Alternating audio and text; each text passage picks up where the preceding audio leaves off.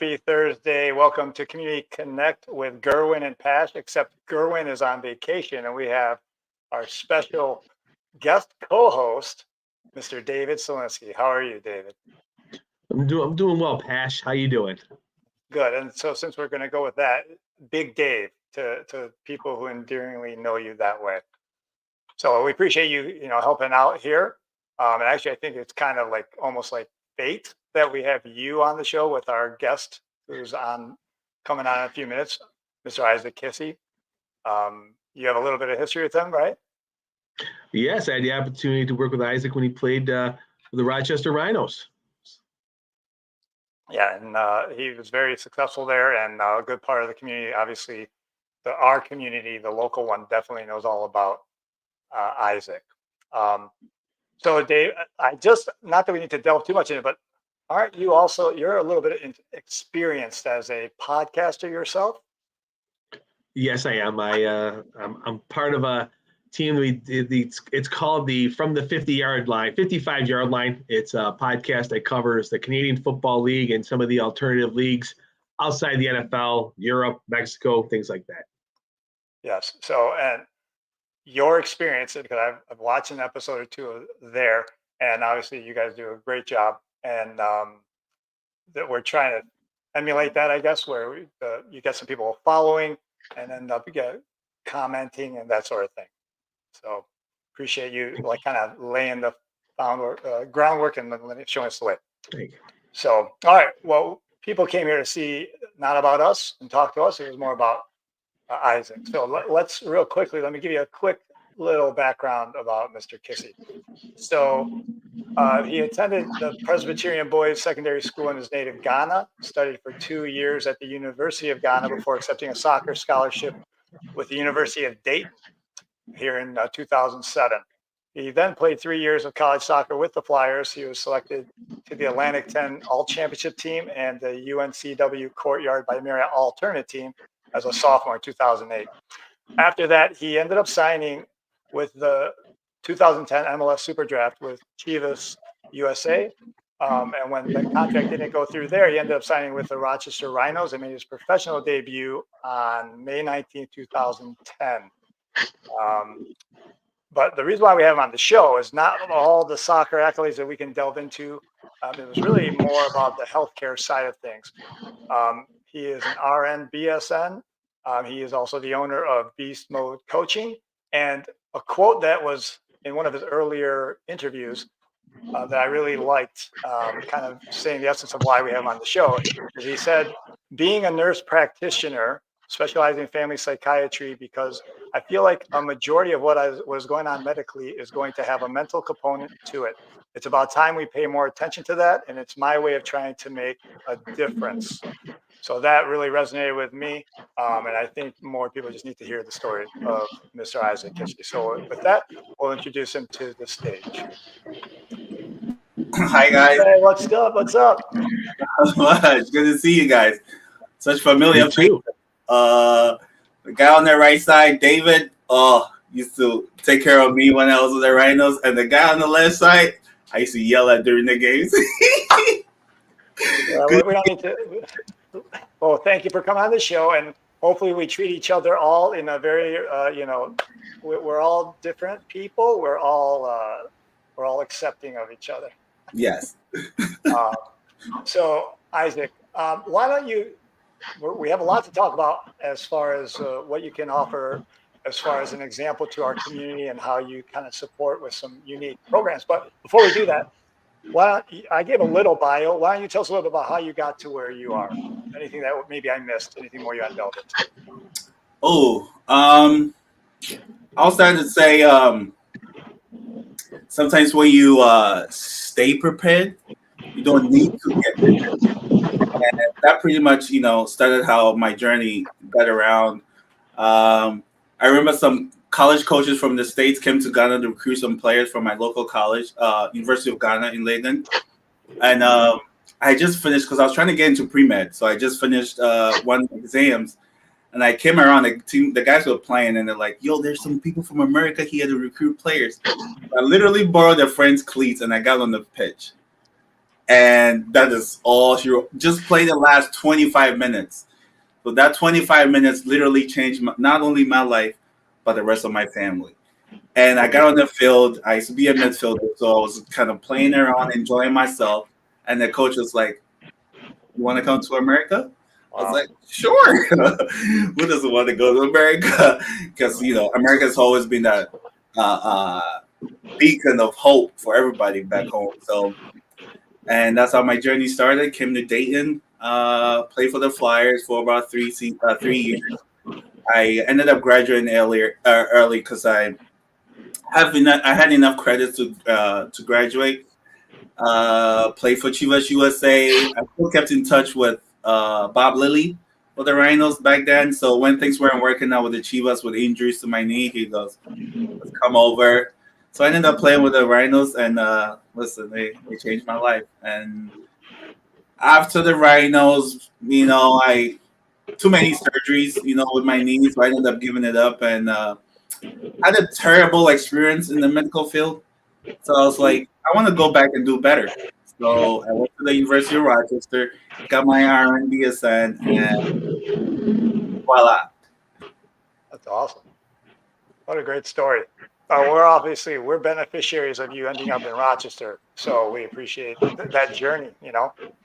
So you kind of hinted on why you ended up in the medical field, right? Because you just saw a need.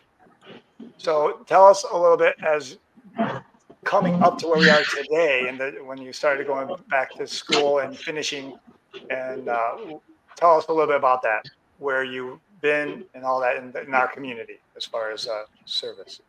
So, I mean, the whole community part of community service part of my journey has been. I think it started with the Rhinos. We used to go to the inner cities to read to the kids, and initially I was really like holding myself back. I'm like, "Ooh, how can I speak good English?" But then I was like, you know what? I graduated college. I can do okay. I can read to the kids, and sit in front of the kids, reading to them, and they were really engaged. So I was like, "Oh, this is something I can, build on." And I was like, not only can I just do the soccer part, I can also add healthcare to it, and it will go a long way. So any moment or any place I found myself, I try to, incorporate what I was doing and how to get more engaged with the community. And it started with even going back to Ghana with a group of medical people from Cleveland Hospital to go do surgeries in the local hospitals. We went to some of the villages, did hernia repairs because it was a farming village, lipoma resections, thyroidectomies, and it was fun. I mean, excuse the big medical words, but thyroidectomy is literally just taking your thyroids out. Lipoma is like a little fat pad that comes out of looks like a big pimple that people can get rid of, and we excise those. And hernia repair is just a lot of hard stuff can pull your intestines out of into your muscle fascia there. So it's been a good journey of giving back, but then also it touches your heart because I learned so much about myself. I learned so much about people, and I don't really need to make a lot of money to make a difference. So it's been my journey. That's been my journey so far, and I'm still working on it because I'm back in school, working on my master's, and I think it's a path to give back to the community more. Yeah. Well, that's why you're here. That was what I thought was the ringing out was the part that you're giving back to the community without any regard to what you're getting out of it. I mean, that's a big deal. Do you guys hear that little bit of feedback? Yeah. I don't know what that is. Something's running. Sorry. Anyway, Dave, you have any questions? Yes, I do. Now, guys, with your master's, what are you looking to do with that then? How does that shape and go to the next step? So I actually started at U of R doing a Psych MP program. A lot to do with psychiatry. Midway, I lost my dad in 2021, and it became tough because I think he might have had a stroke during COVID, and I couldn't get him here in time for him to get better medical care. So I actually wanted to add the acute care part of things to it. So I enrolled in Brockport University for their FNP program, and that's family nursing, family nurse practitioner, where I can take care of kids and adults. And I pretty much challenged myself that I can do, instead of just focusing on the adult side of things, I can add the kids to it. So, I can help kids sometime when I go home here. My goal is to stay in the community in the acute setting, get some experience whilst trying to do some preventative medicine or healthcare, where I go in the communities and teach or help them or bring awareness to things like blood pressure, diabetes, especially in the inner cities or in the minority dominated communities. And I think, I will talk about it later, but that's a big need for that. Definitely. Well, I mean, that's exactly the thing that we were just talking casually. The one item that came up that I said, wow, this could inspire others, right? Because if I can be honest, and I hope you're okay if I share this, you were not reluctant to be on the show. You were very careful. You're not a boastful person, and I know that, and anybody that knows you knows that. I think you were concerned that if we highlight what you're doing, we're kind of saying, "Oh, look at Isaac Kissi," right? And I'm going to say it on the recording because I want people to know you were concerned about that. But my point of view is, and I think you agree with this after we discussed, right? You might inspire someone in their community that you might never be in a community in California. Someone might watch this, right? And all of a sudden they go, wow, if he did that, I think I can do that. And then they do it. And then they help these people you'll never meet.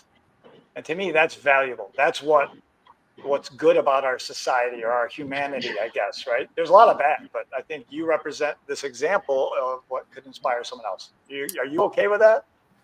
Yeah, I mean, it can sound a lot when you talk about yourself and not to feel like you gloating, but coming from humble beginnings, I grew up in a community or in a family.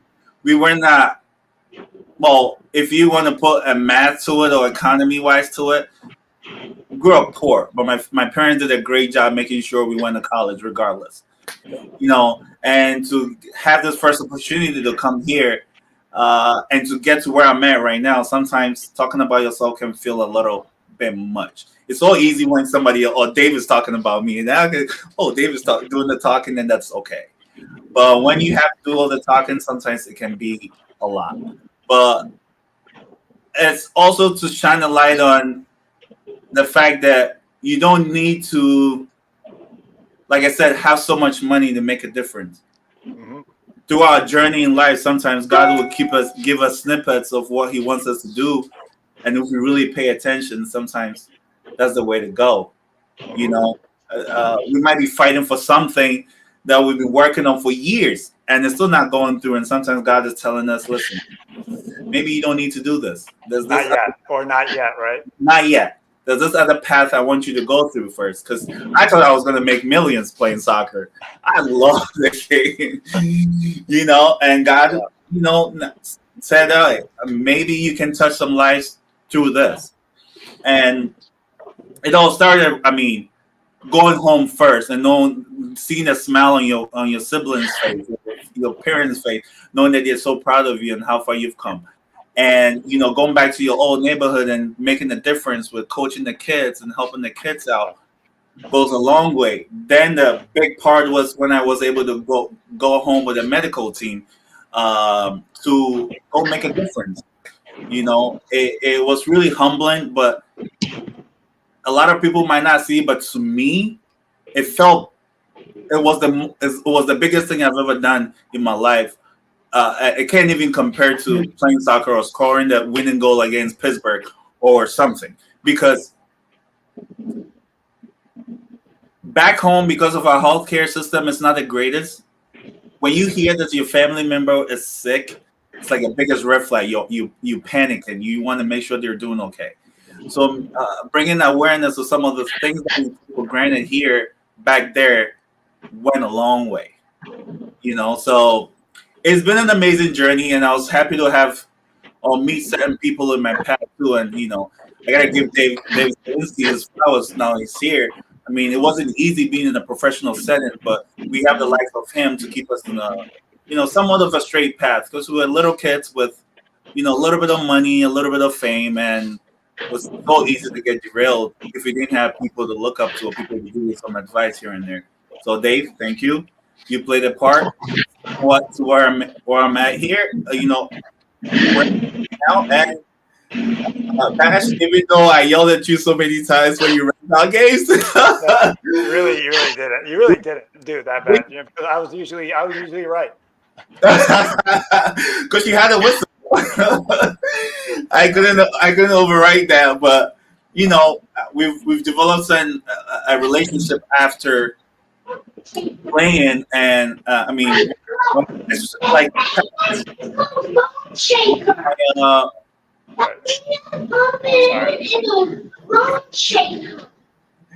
a family thing. Yeah, yep, it's family.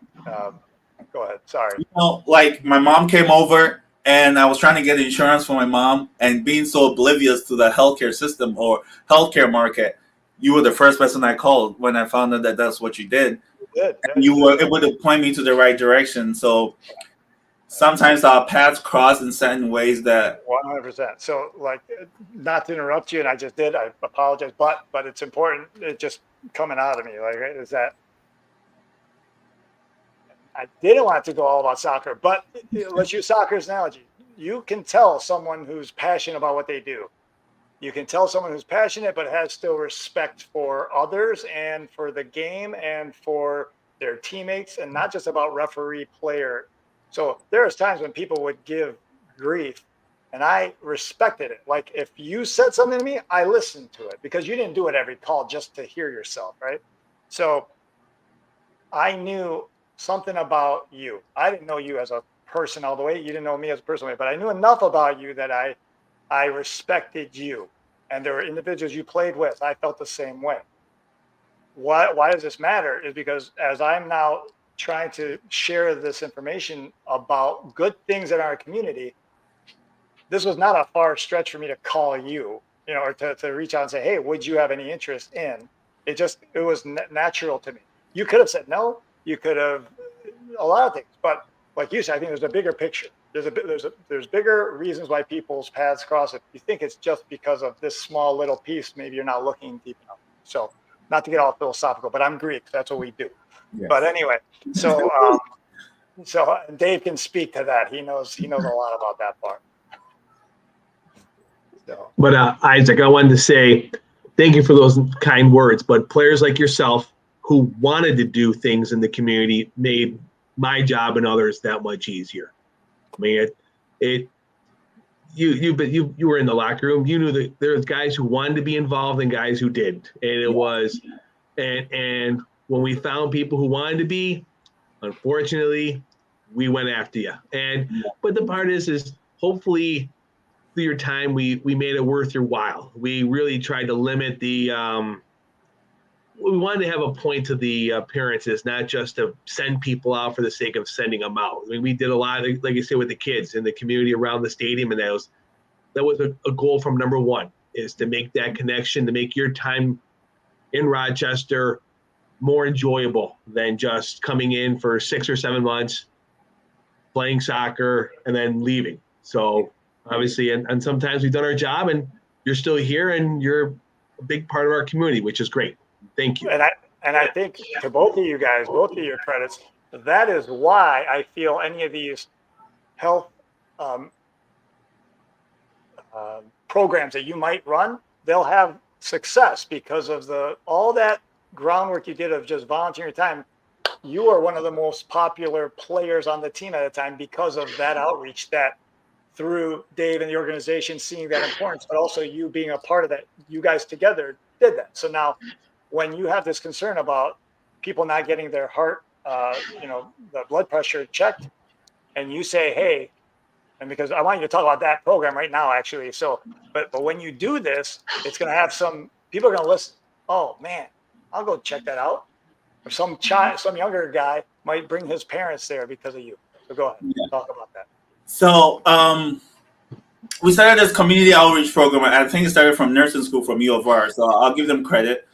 And to pass one of our assessment classes, I think we had to go to the community, pick a topic, and work on it. So during my research, I found out that diabetes is such a silent killer, especially in the African American community.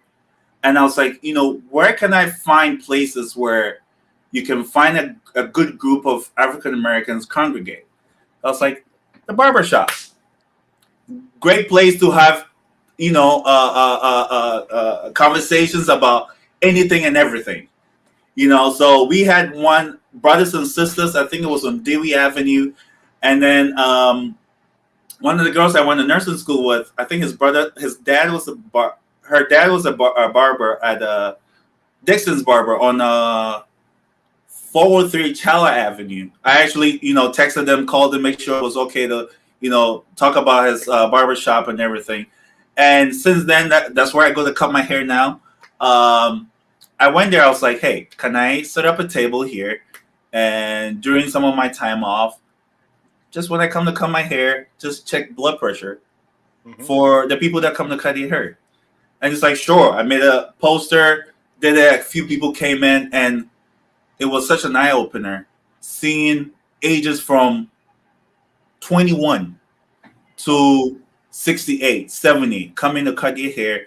And I would say 95% of the numbers I got were all off. High blood pressure, some of them were on meds, and some of them did not. They didn't even know they had high blood pressure. And then they go, I wonder why I get so tired and I get these headaches when I exert myself so much. I was like, dude, you need to go in and get checked out. So they allowed me to set up a table. All I had was my stethoscope and a blood pressure cuff. And it went a long way. Every year, every summer, there's like, listen, you bring a lot of people into the shop, just come in. I don't have to pay them anything. They don't pay me anything. That's my way of giving back to the community that actually accepted me when I got here first.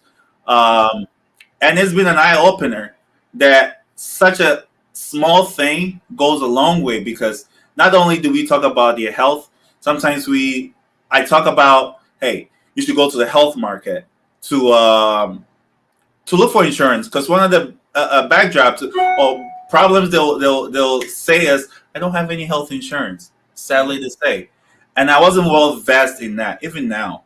So good that we connected, Jim, because, during your downtime this summer, I'll set something up where you can even bring a table there, and you'll be surprised some of the people you meet and some of the education you can give them about how to look and find sustainable health insurance to go a long way. They'll be cutting their hair. We can have conversations, and it'll be amazing. The kind of exposure, you touching that hair. If I walk into the barber, this is what happens when I walk into my barber. Yes, I have one. Because I did. When I walk in, I go, here comes the easiest money you made for the day. You just cut the sides. And I appreciate you saying that, but I'm very well aware. If you remember, I was a teacher in the city school district for 20 years. So I grew up in the city. I know poverty as well. And it starts, the kids are only byproducts of what the parents can or are able to, or even if they're around, right? It's all about all of these other factors. And now you have this individual child, and it's like, how do we make sure they have healthy habits? And that is not easy. We don't always know the answer to that. But I will say, a sports figure, in my opinion, or someone that they've seen, if the children have seen you and get any kind of vibe, and they're like, oh, go see this guy, and then you say it, they'll listen. They're listen. Not to gloat, but even my barbers now, there's 3 of them there, Mr. Dixon, Matthew, and there's this rotating one that comes in and out. He's had this blood pressure issues, and I was on him like, take your meds. He was kind of iffy about the side effects of it. I'm like, dude, you have kids, you want to stay alive for them, take your meds so you can be, don't worry so much about that side effects. And they've done a good job about keeping a good weight, so they don't have to up their medications, the doses on their medications. And listen, anytime I come there, some of the perks that I get is, listen, Isaac, I know there's a lot of people here, or sometimes I even get a text, hey, because they expect me every 2 weeks. Like, if you're coming through, just let me know. I'll make you cut the line, because what the exposure you bring and what you help what you do for the community goes a long way. And I'm telling you, it's touching. Dave, when I set things up, I'm going to invite you. Just swing by. It's an eye opener to just hear people from different backgrounds talk about their health, and to the point where sometimes they open up so much they overshare because they get vulnerable when you tell them the truth. You shouldn't be eating this 6 pounds of oxtail every night. You're not doing yourself a favor, So it's touching because somewhat I feel like I'm doing that to honor my dad. I wasn't able to get him here to kind of keep a better eye on him. With all the red tapes you got to cut through to bring somebody here from Ghana. But I know he's proud. That's always been my goal, to make him proud. And I know my journey is not just starting, and I'm excited to see where it goes. So we're glad, by the way, those events you tell me about anyway, because I will do everything in my power to promote them for you, whether I'm involved or not. But people just need to know these things. This is the whole goal of this show. Let people know about the good things that are around, because they don't know. And if they do, imagine what change you could help impact. Yes. So thank you. No, thank you. Thank you. And I say that for the whole community, not just me for this show. I mean, for everybody that you've already helped that maybe don't verbalize it, because that's the one thing I know of as when you're a school teacher, you don't always hear or understand the gratitude that might be in the hearts of the individual. Kids can't always verbalize. Families aren't always able to. So I'll say it for them. Everyone you've already helped, and the people you have not met yet, the people that will see this show that might make changes in their communities because of this one little episode, that you were not just courageous, not that you lacked courage to do it, but you were not sure if it was going to come out boastful or not. But because you stepped outside your comfort level or whatever, it's going to help. It will. There's no doubt in my mind. So, Dave, I'm sorry. I know you're muted, and I know you got stuff going on. Any other questions for Isaac? No, I just muted because my 4-year-old's in the next room. So we all he doesn't need to be a part of the show. So I just appreciate it. I'm just curious as well, Isaac. What's your connection still with soccer? I know it's a big part of your life. Are you still for the people watching outside of our group? What part of the game are you still involved with? Are you still playing it out? Are you still putting the cleats on? So, I think I'm still playing, but I have these 20-year-olds and teenagers just running laps around me, and it's good to see. But I'm still involved. I've been working a lot with Mark Mandel, the manager or co-owner for Roc City Boom and the Lancers. I've worked with Soccer Sam, with the Lancers trying to play indoor. I tried it one season. It was too much beating on my knees and everything. I was like, nah, I'll stick with outdoor. But I did manage. I was the general manager for the Roc City Boom for like 2 years, and we had a good season. We won both years. But now, being school full time, working full time, being a dad, it's a lot. So I'm cutting back, but I still stay with my over 30 teams, playing indoor and outdoor with the Ukrainian American teams, and it's fun. I feel like at some point you just got to reel it in, see what you can do and what you can't do.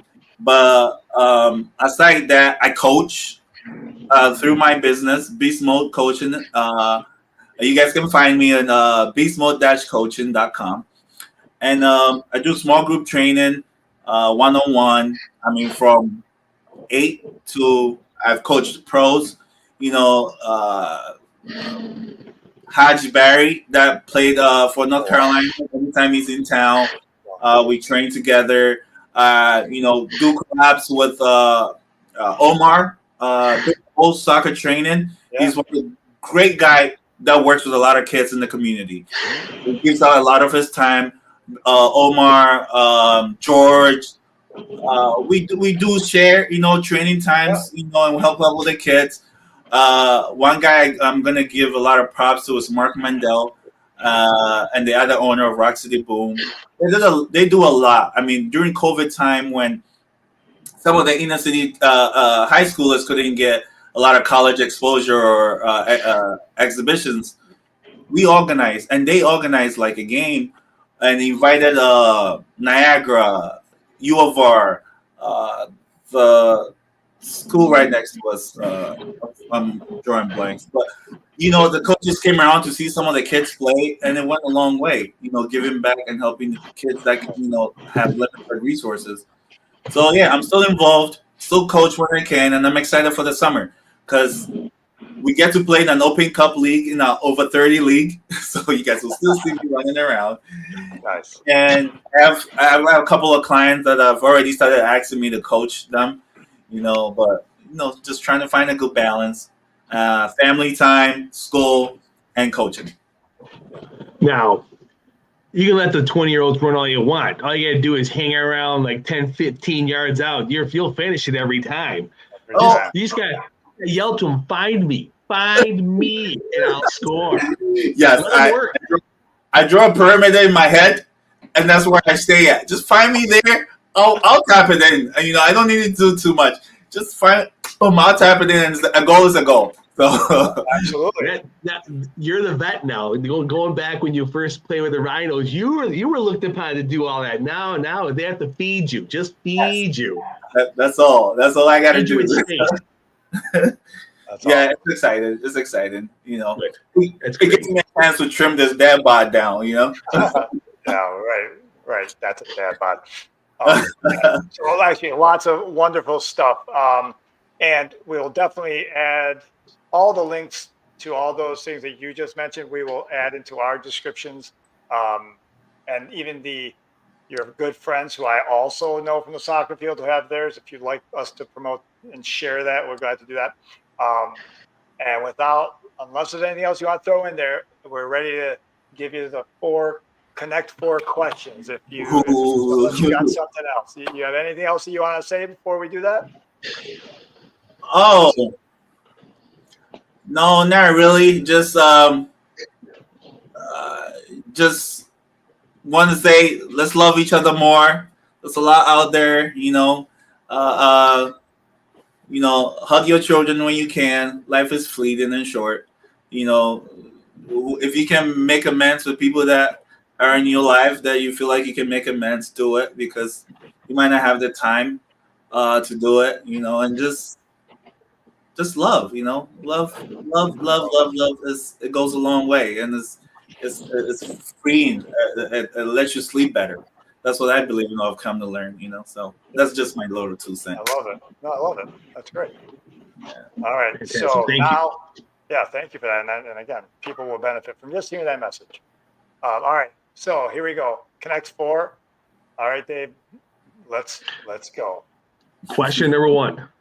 Okay. Now it's just the 3 of us. No one else is gonna see this. What is your guilty pleasure TV or streaming show? Oh man, I love Game of Thrones, but now since it's over, I've been watching. Well, this is tough. Come on, it's gotta be something like, come on, give us the Housewives of Atlanta, or come on, the Kardashians. We gotta get something good. I don't want to hear Game of Thrones or something like that. You ready? Naked and Afraid. Oh my God! That's terrible. It's amazing. It's an amazing show. Vulnerable. You are in your most vulnerable spot against the elements. Yeah, it's like a life journey. It's a little crazy, but I like it. That's okay. There's no right or wrong answers here. You just answer the question. Okay. All right. Question 2. Mm-hmm. What book or podcast are you going through right now? And don't feel obligated to say our podcast. Well, I gotta give you guys a shout out, but yes, aside my books for school, I've been reading The Price We Pay, and it's by Marty Macari.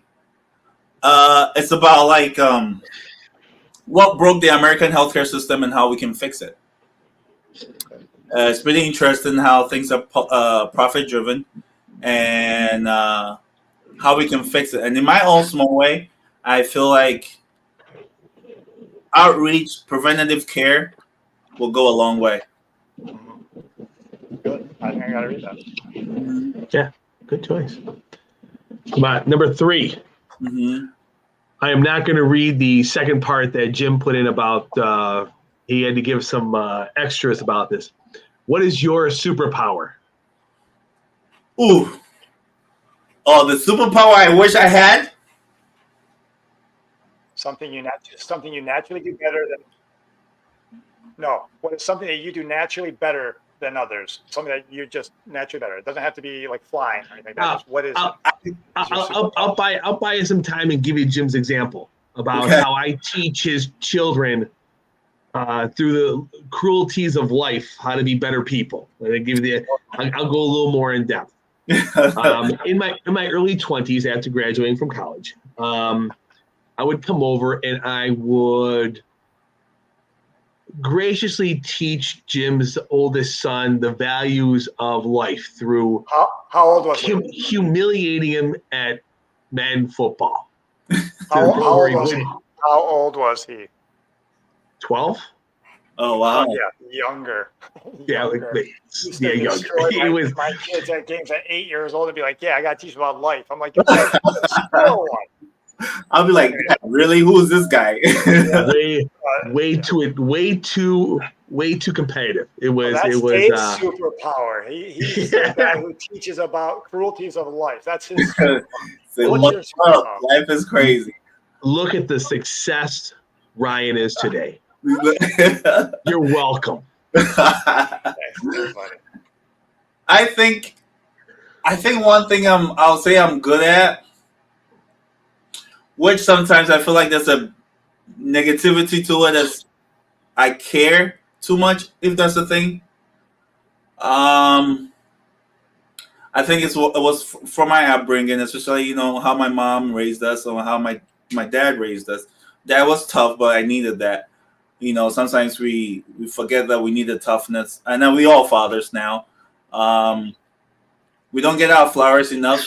I feel like I didn't get to give my dad more of his flowers because I wanted to give him more. Now that I'm doing well in life, I wish he was around more so I can even get him to the States so he can come watch me even play my over 30 league.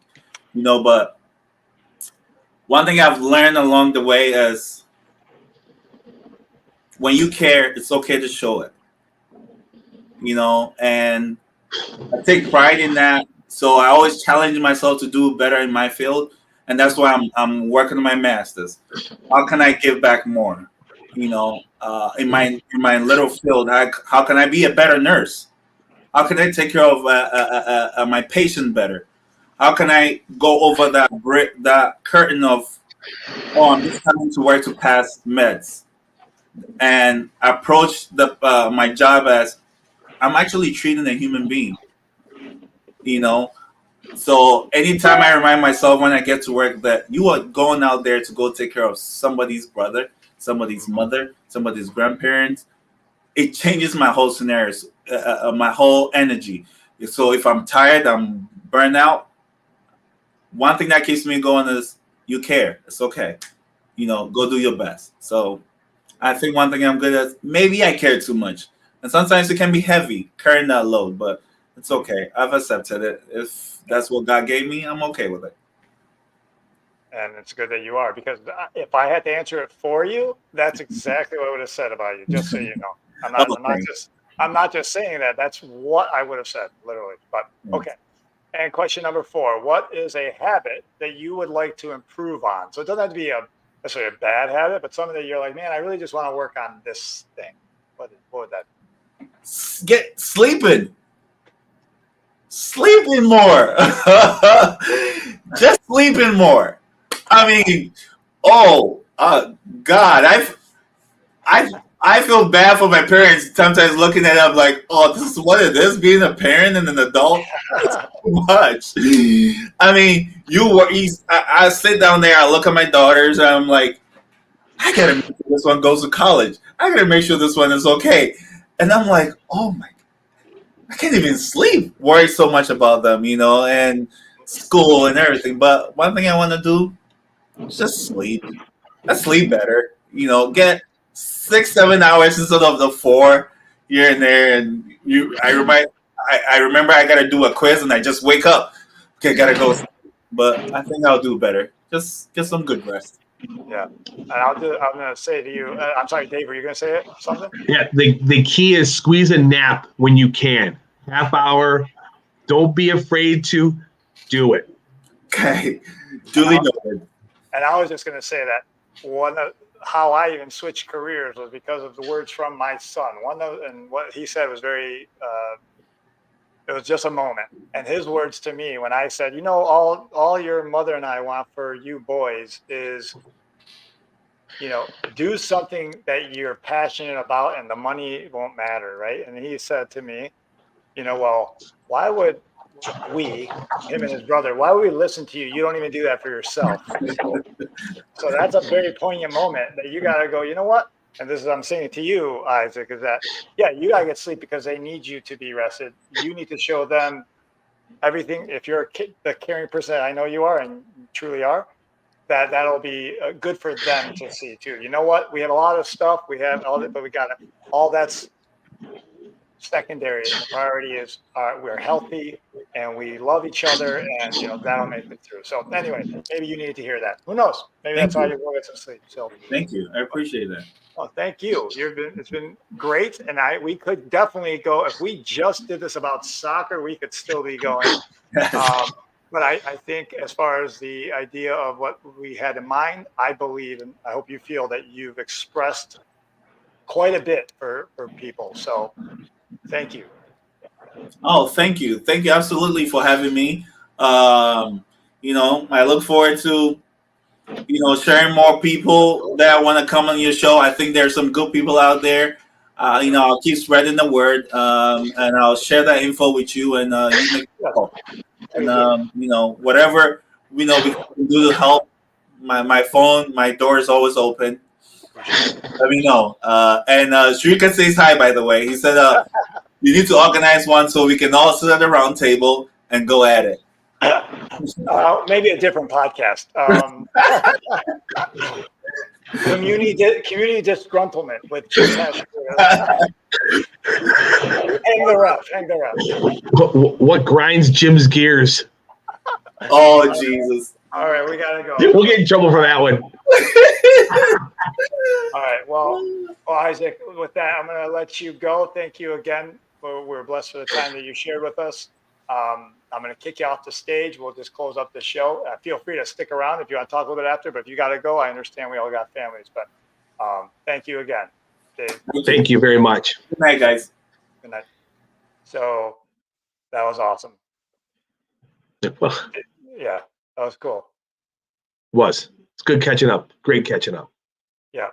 So and you as a debut as the substitute co-host, I appreciate you very much for joining us. And I do think just again, must be a plan out there where you got him well on a whole nother level that that we as participants in the soccer game didn't have. So thank you again. And if you're up to it, maybe we'll have you again. Would you want to be a part of this again? Put me on the spot right on live broadcast. Sure, I can definitely help it out, but I'm only subject to it. I'm not sure where this Gerwin character is. Gerwin is on vacation, so he can lose his spot. We're gonna call it. I don't know. But anyway, joking. Yeah, we'll figure it out. But thank you. And no, you're supposed to remind me because what I forget all the time is what I told you. So actually, he's on assignment for. Oh, is that? That's what he has to do. He's not on vacation. He's on assignment. Oh, so he can write that off or something? Nah. Yeah. Good thinking. So, anyway, with that being said, this is what I normally forget. Please watch, now that you watch it, thank you for joining us. Please like, subscribe, and share this with others that you know. And kind of like how Isaac mentioned, if you know of anyone that you think would be a great person to have on the show and highlight some of the good things that are being done in our community, please let them know about us, have them reach out, and we'd be glad to have that discussion and figure it out. Okay, so everyone have a great week. We'll see you next week. Have a good weekend. Thank you. Good night.